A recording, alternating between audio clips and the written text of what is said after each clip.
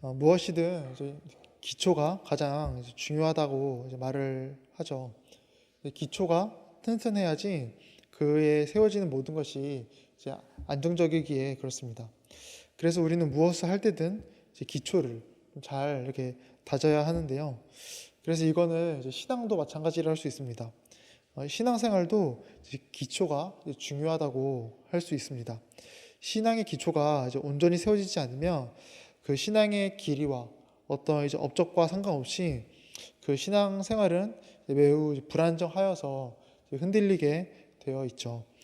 그래서 오늘 여호수아 24장을 보시면 여호수아가 이제 마지막 유언을 하는 이제 그런 부분인데, 이 내용은 이제 이스라엘 백성의 신앙의 기초를 좀 다져주고 세워주는 그러한 내용으로 이제 되어 있습니다. 그래서 1절을 보시면 조금 특이한 표현이 이렇게 1절에 나오는데, 여호수아가 이스라엘 모든 지파를 세겜에 모으고 이스라엘 장로들과 그들의 수령들과 재판장들과 관리들을 부르매 그들이 하나님 앞에 나와 선지라, 이렇게 말을 합니다. 분명 여호수아가 이스라엘 리더를 이렇게 부른 건데 지금 하나님 앞에 나왔다, 이제 이런 표현을 성경에서 하죠. 즉 지금부터 하는 여호수아의 유언은 단순히 이제 여호수아 어떤 개인의 말이 아니라 하나님의 말씀이라는 이제 그런 의미이고요. 그래서 대부분 이 여호수아 24장을 이제 여호수아의 고별 설교 이제 이렇게도 표현을 합니다. 즉 하나님이 이제 본격적으로 가나안 땅에 이제 거주하여 이제 살아가기 시작하는 그 이스라엘 백성에게 신앙의 기초를 좀 이렇게 상기시켜 주심으로 그 나라를 좀 굳건히 세우고자 하시는 겁니다. 자, 그렇다면은 그 내용이 이제 무엇인지 좀 나눠보면, 우선 여호수아의 설교가 이제 2절부터 이렇게 시작되는데 2절에서 13절까지 그 이스라엘 민족의 역사를 쭉 한번 언급을 합니다. 그래서 좀 이렇게 간단히 말씀드리면 2절에서 4절까지는 창세기에 나온 아브라함과 이삭과 야곱의 이야기가 이렇게 나오고요. 그리고 5절부터 7절에는 출애굽기에 나온 이스라엘 백성들이 애굽의 종으로 있다가 그 애굽을 탈출하는 이야기가 이렇게 나와 있고, 그리고 8절에서 10절은 민수기와 신명기에 나오는 모세의 이야기, 그리고 11절과 12절에는 여호수아가 이제 가나안 땅 정복을 시작한 여호수아서 초반부 이야기가 이렇게 나오고, 그리고 이제 마지막 13절은 현재 가나안 땅을 차지한 이야기로 이렇게 구성이 되어 있습니다. 지금 이렇게 이스라엘 민족의 조상이라고도 할 수 있는 아브라함 이야기부터 현재 가나안 땅 정복까지의 이야기가 지금 2절부터 13절까지 쭉 이렇게 서술되어 있는데, 그렇다면 왜 하나님께서 그 가나안 땅에 이제 정착을 이제 시작하는 그 이스라엘 백성들에게 이런 이제 과거 이야기를 이렇게 하시냐면요, 바로 이제 언약의 성취를 지금 말씀하고 상기시키기 위해서 이렇게 하시는 겁니다. 이 언약이라고 하는 것은 하나님께서 갑자기 이스라엘 백성에게 주신 것이 아니라 예전 이제 아담과 하와가 이제 타락하기 시작할 때부터 주신 것이 바로 언약인데, 이 언약이 이제 언제부터 본격적으로 구체화되기 시작하냐면요, 아브라함 때부터 이제 구체화된다고 볼 수 있습니다. 그래서 흔히 이제 아브라함을 믿음의 조상이라고 우리가 이제 고백하는 이유 중 하나도 이 때문이라고 할 수 있는데요. 하나님은 이제 아브라함을 통해 자신의 언약을 조금씩 구체화 이제 시키십니다. 그래서 아브라함을 시작으로 하나님께서 이제 이삭과 야곱에게 동일한 그 약속을 이제 하신 것이 있습니다. 그리고 우선 이제 하나님께서 아브라함과 이제 언약을 맺으신 이제 그 부분을 보면요, 이제 이렇게 말씀하십니다. 창세기 12장인데 내가 너로 큰 민족을 이루고 내게 복을 주어 내 이름을 창대하게 하리니 너는 복이 될지라. 이제 이러한 언약을 지금 하나님께서 아브라함과 맺으시죠. 그런데 이제 아브라함의 자손이 이삭과 하나님께서 이제 다시 언약을 맺으실 때 이렇게 언약을 맺으십니다. 창세기 26장을 보시면 내 자손을 하늘의 별과 같이 번성하게 하며 이 모든 땅을 내 자손에게 주리니 내 자손으로 말미암아 만민이 복을 받으리라. 이렇게 이제 이삭과 언약을 맺습니다.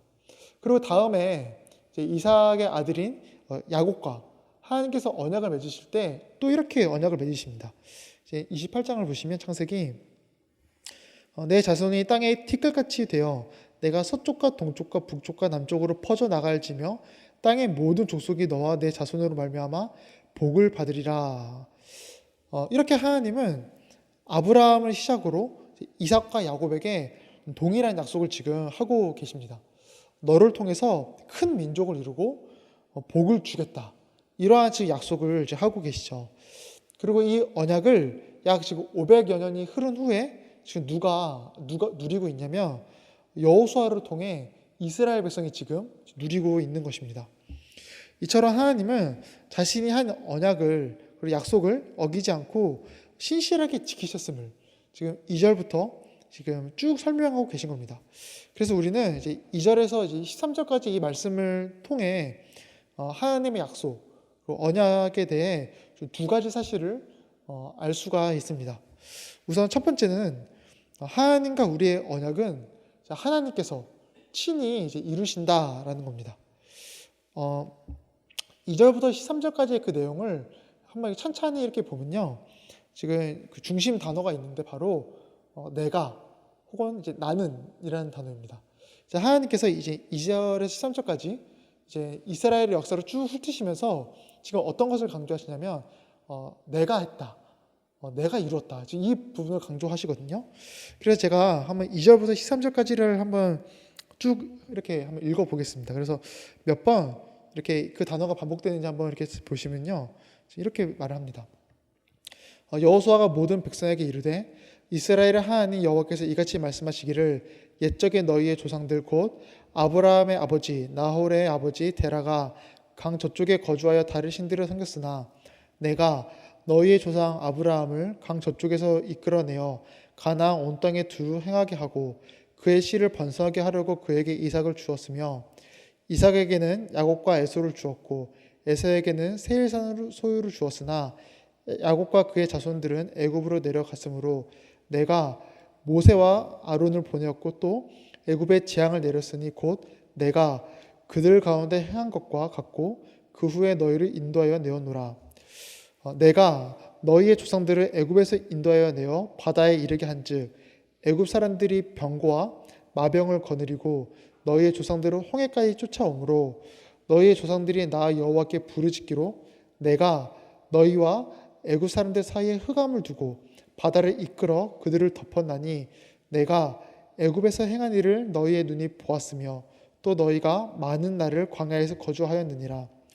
내가 또 너희를 인도하여 요단 저쪽에 거주하는 아모리 족속의 땅으로 들어가게 하매 그들이 너희와 싸우기로 내가 그들을 너희 손에 넘겨주매 너희가 그 땅을 점령하였고 나는 그들을 너희 앞에서 멸절시켰으며 또한 모압 왕 십볼의 아들 발락이 일어나 이스라엘과 싸우더니 사람을 보내어 부올의 아들 발람을 불러다가 너희를 저주하게 하려 하였으나 내가 발람을 위해 듣기를 원하지 아니하였으므로 그가 오히려 너희를 축복하였고 나는 너희를 그의 손에서 건져 주었으며 너희가 요단을 건너 여리고에 이른즉 여리고 주민들 곧 아모리 족속과 브리스 족속과 가나안 족속과 헷 족속과 기르가스 족속과 히위 족속과 여부스 족속이 너희와 싸우기로 내가 그들을 너희 손에 넘겨 주었으며 내가 왕벌을 너희 앞에 보내어 그 아모리 족속의 두 왕을 너희 앞에서 쫓아내게 하였나니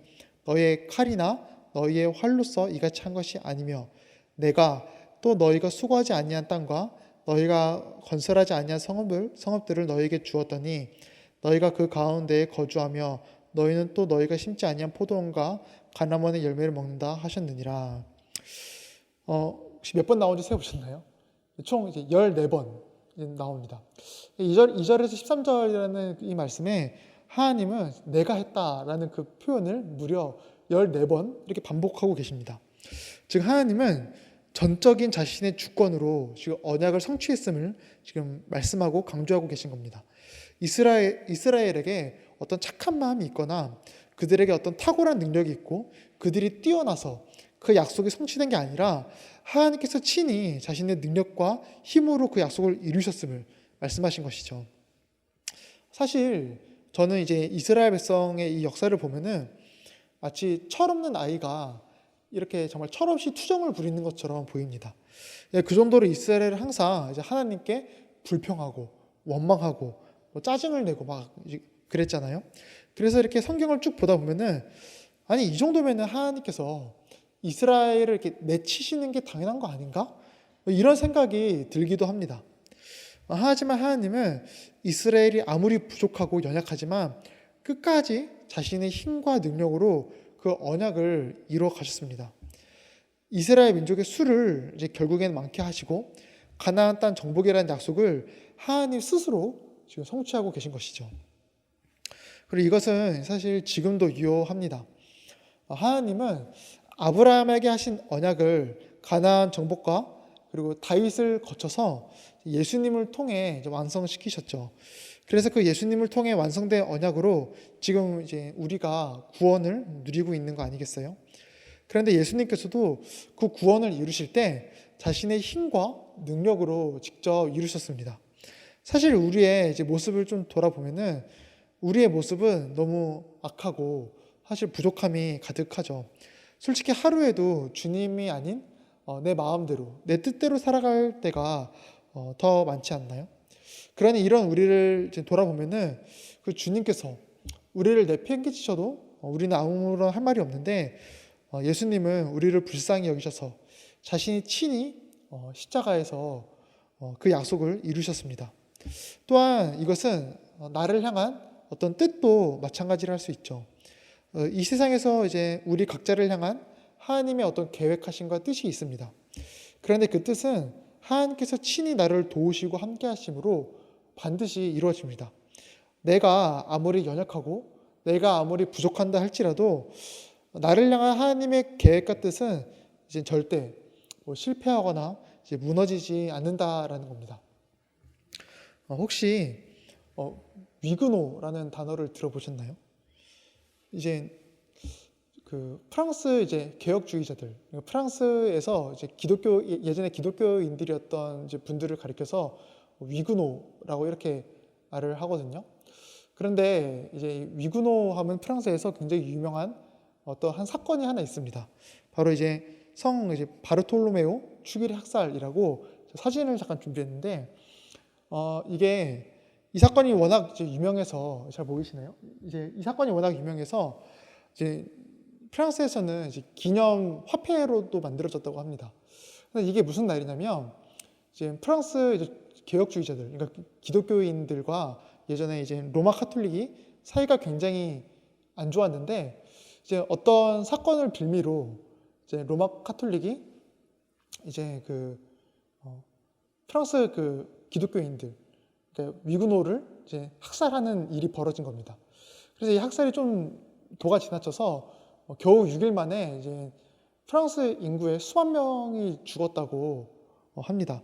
그래서 이때 이제 얼마나 좀 잔인했는지 어떤 예화가 있냐면 이제 이날 이제 로마 카톨릭 사람들이 그 위그노를 학살하고 있는데 이제 어떤 사람들이 멀뚱멀뚱히 보고 있어서 이제 그 사람들한테 가서 당신들도 위그노냐 이렇게 물어보니까 이제 그 사람들이 우리는 이제 사형 집행인들이다 이렇게 말을 했다고 합니다. 그래서 그 로마 카톨릭 사람들이 그럼 우리 따라서 같이 이제 저들을 뭐 처형하자 이렇게 말을 했는데 이제 그때 사형 집행인들이 뭐라고 하냐면 우리는 살인자들을 사형하는 사람들이지 학살하는 사람들이 아니다. 그런데 너희는 지금 학살을 하고 있다. 뭐 그렇게 말을 했다고 합니다.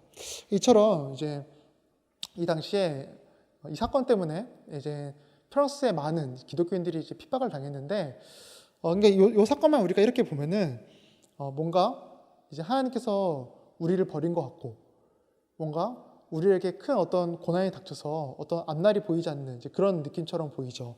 그런데 이 사건 후에 이제 어떤 일이 벌어졌냐면 프랑스 안에만 이제 갇혀 있던 이제 기독교인들이 핍박 때문에 이제 프랑스 밖으로 다 도망갔지 않겠어요? 그래서 자연스럽게 어떻게 되냐면 복음이 유럽 각지로 퍼지게 된 겁니다.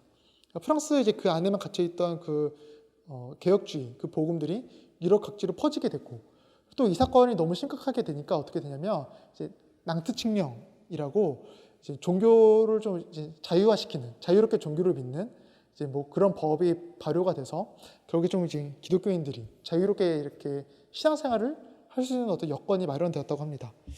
이처럼 사람의 어떤 고난과 고통이 우리가 겉으로 보기에는, 그리고 그 당시에만 보기에는 어떤 실패로 보여도 하나님은 신실하게 우리를 향한 어떤 자신의 뜻을 반드시 이루시고 이제 성취하시는 것이죠.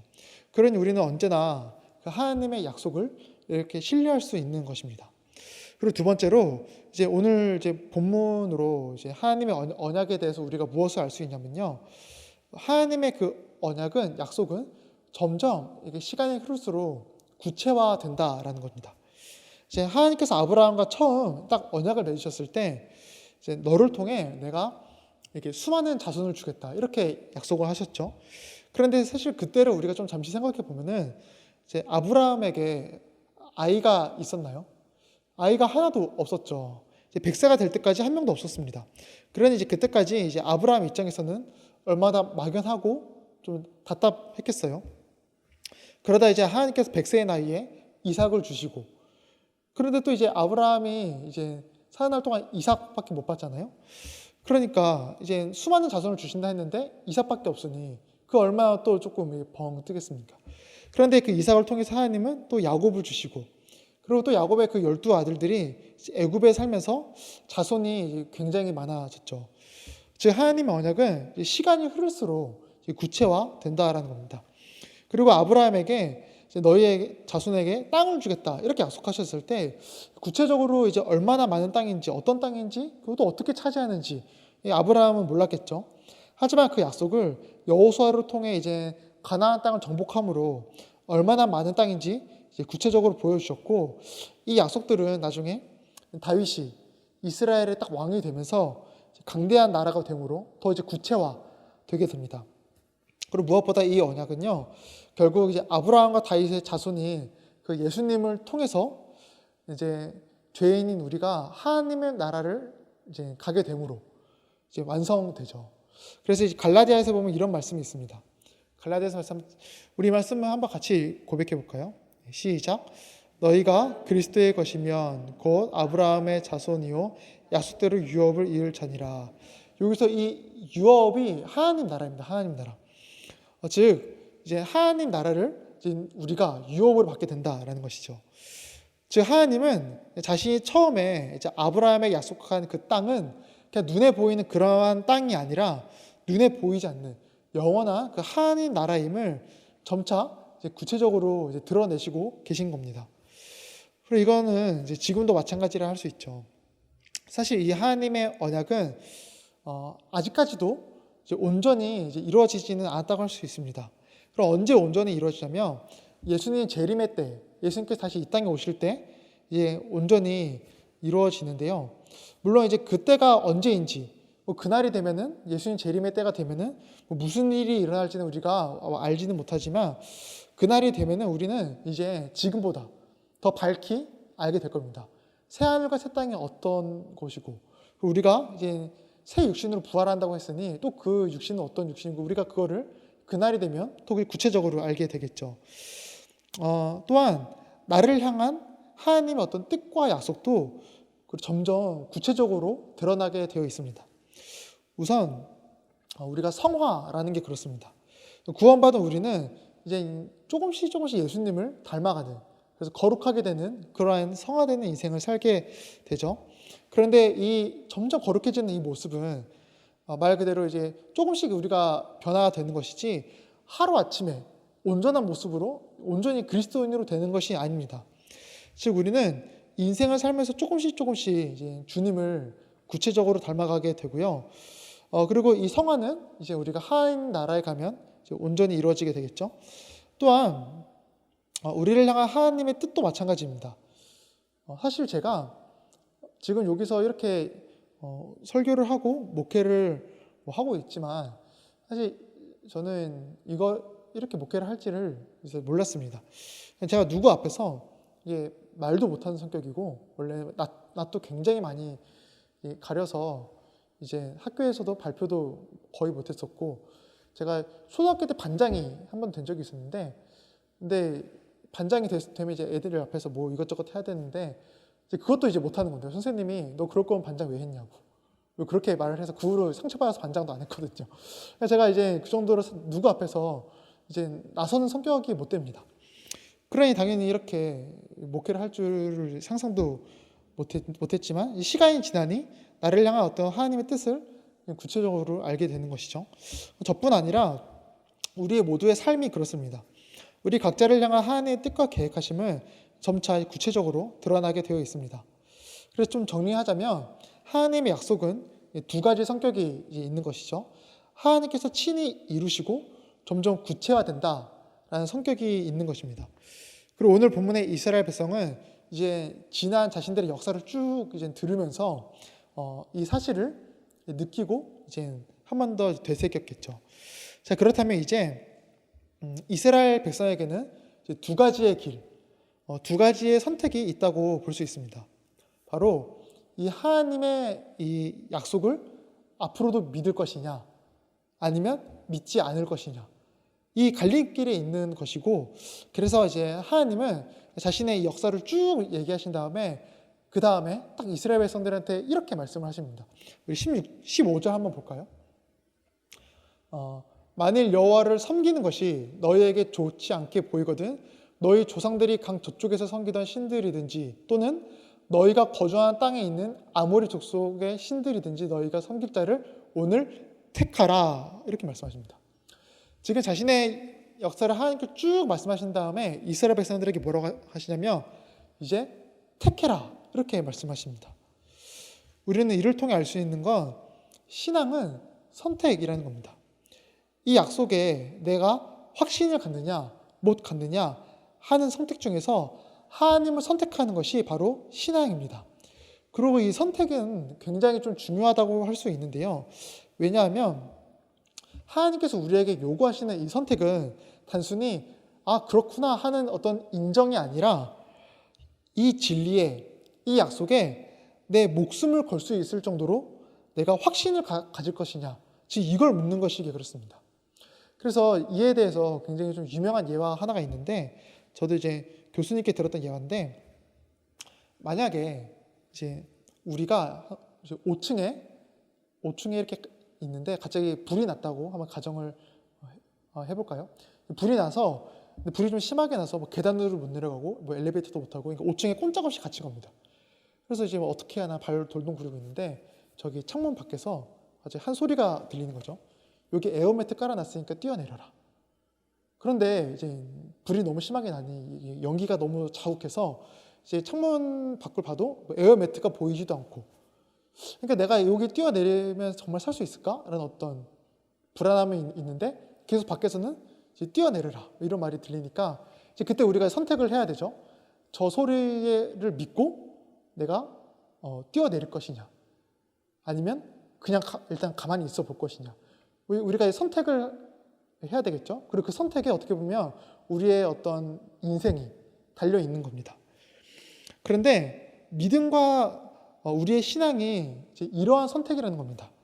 하나님의 약속이 진짜라는 확신을 갖고 거기에 내 인생을 걸 것이냐, 아니면 세상의 진리가 진짜라는 확신으로 거기에 내 인생을 걸 것이냐.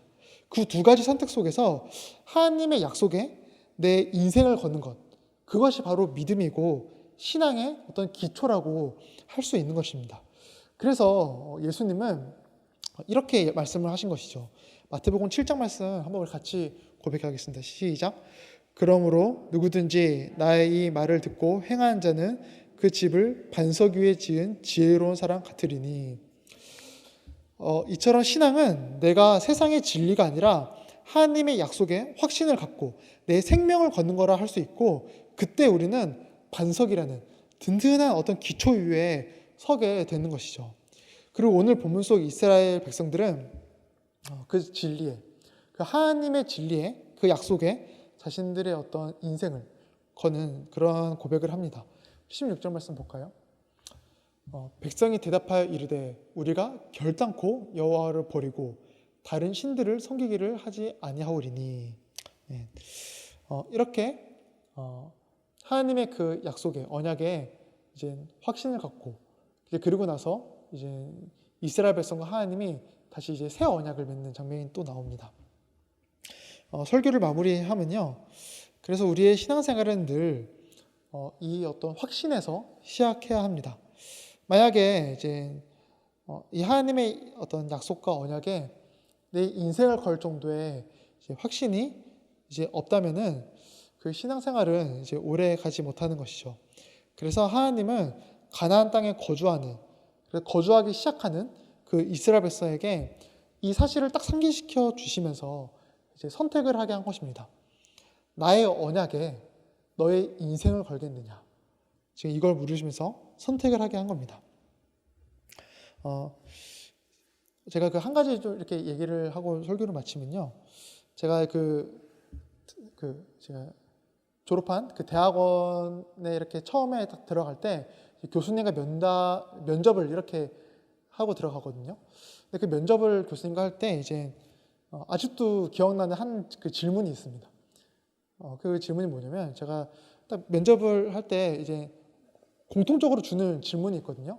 그러니까 왜 신학을 하게 됐냐? 이제 이 질문을 딱 공통적으로 주는데 저는 이제 항상 그 전까지는 지금은 그렇게 말하는데 그 전까지는 항상 어떻게 말을 했냐면 제가 선교지에 갔는데 선교사님들이 굉장히 이렇게 힘들게 사역하시는 그 와중에 이제 복음을 전하는 모습을 보니까 참 행복해 보여서 나도 복음을 전하는 삶을 살면 행복하겠다는 마음이 있어서 이렇게 신학을 하게 되었습니다. 이렇게 항상 말씀을 드렸거든요. 똑같이 이제 그 대학원 면접에도 말씀을 드렸죠. 근데 갑자기 교수님이 저한테 뭐라고 하시냐면 그러면 신학을 하시다가 행복하지 않으면 그만두실 건가요? 이렇게 물어보는 거죠. 저 한 번도 그 전까지 그런 질문을 받아본 적이 없거든요. 굉장히 이제 날카로운 질문하신 거죠. 신학을 하시다 행복하지 않으면 그만둘 겁니까? 근데 그 후에 그 질문이 정말 이제 면접 후에도 계속 기억에 남고, 그래서 좀 제 스스로 좀 고민을 하게 되었습니다. 그 질문의 의도가 뭘까? 이제 그렇게 고민을 하다가 이제 제 안에 어떤 생각이 들었냐면, 제가 이 사역을 만약에 내 어떤 만족과 어떤 내 즐거움 때문에 하기 시작하면은, 만약에 그 만족과 즐거움이 사라지면은, 정말 그만둘 수도 있겠다. 그리고 어떻게 보면 신학을 하는 것 자체가 그냥 내 욕심이고 어떤 내 이기적인 마음일 수도 있겠구나. 그러한 생각이 들었습니다. 신학을 하는 거는 말 그대로 복음 때문에 해야지 내 욕심 때문에 하면 안 되는구나 라는 그걸 지금 그때 교수님의 딱 질문을 듣고 이렇게 깨달았습니다. 이처럼 우리가 살면서도 그렇습니다. 우리가 살면서도 이제 내가 무엇 때문에 하는가 어떤 그 기초가 중요한데 신앙은 더 그러하죠. 우리의 신앙생활은 하나님 외에 다른 것 때문에 하게 되면, 즉 신앙의 기초가 어긋나게 되면 한때의 반짝임으로 끝날 수가 있습니다. 그러니 늘 우리는 신앙생활을 무엇 때문에 하고 있는지를 돌아보면 좋을 것 같습니다. 물론 어떤 재미로 교회의 발을 들어놓을 수도 있고요. 한순간의 감동으로 혹은 사람 때문에 이렇게 교회의 발을 들이는 사람이 굉장히 많죠. 하지만 그 신앙이 오래가기 위해서는 중심이 그리고 기초가 바뀌어야 합니다. 나를 향한 하나님의 신실하신 언약, 그 언약에 내 인생을 걸 정도로 하나님을 신뢰하고 확신하는 거에서 우리의 신앙이 시작돼야 되는 거죠. 그리고 이제 마지막으로 이 하나님의 언약을 우리는 우리 후대에도 이렇게 전하려고 노력해야 합니다. 여호수아 바로 그 다음 책이 뭐냐면 사사기죠. 사사기. 그런데 사사기인데 이제 사사기를 잘 아시다시피 이스라엘 백성이 굉장히 타락하고 그래서 암울한 시기잖아요. 그런데 그 이스라엘 백성들이 타락한 이유가 뭐냐면 이제 이렇게 이제 말을 합니다. 사사기 2장 10절인데 한번 볼까요? 그 세대의 사람도 다 그 조상들에게 돌아갔고, 그러니까 여기서 말하는 그 세대가 그 여호수아 그 세대입니다. 그러니까 우리가 방금 나눠봤던 이제 하나님께 제가 하나님을 버리지 않겠습니다 하고 그 확신을 가졌던 고세대입니다. 고세대. 그런데 그 세대가 지금 다 죽은 겁니다. 자, 그렇게 이어서 보면은 그 후에 일어난 다른 세대는 여호와를 알지 못하며 여호와께서 이스라엘 위하여 행하신 일도 알지 못하였더라. 이렇게 나오죠. 즉 지금 신앙에 대물림이 안 된 겁니다. 그러니까 가나안 땅에 처음 들어간 그 이스라엘 백성들은 자신들은 하나님 안에서 확신을 갖고 그 언약 안에서 지냈지만, 그런데 그 언약을 그 다음 세대에 물려주지를 못하니 그 다음 세대가 이제 타락하게 된 것이죠. 그러니 이제 오늘 말씀을 늘 기억하심으로 우리 스스로가 하나님의 언약, 그 약속의 확신을 가짐으로 늘 신앙을 튼튼히 해야 되고요. 그리고 그 언약을 다음 세대에 전해주기를 힘쓰므로 정말 교회를 정말 튼튼히 세워주시는 저와 우리 성도님들 되기를 간절히 바라고 축복합니다.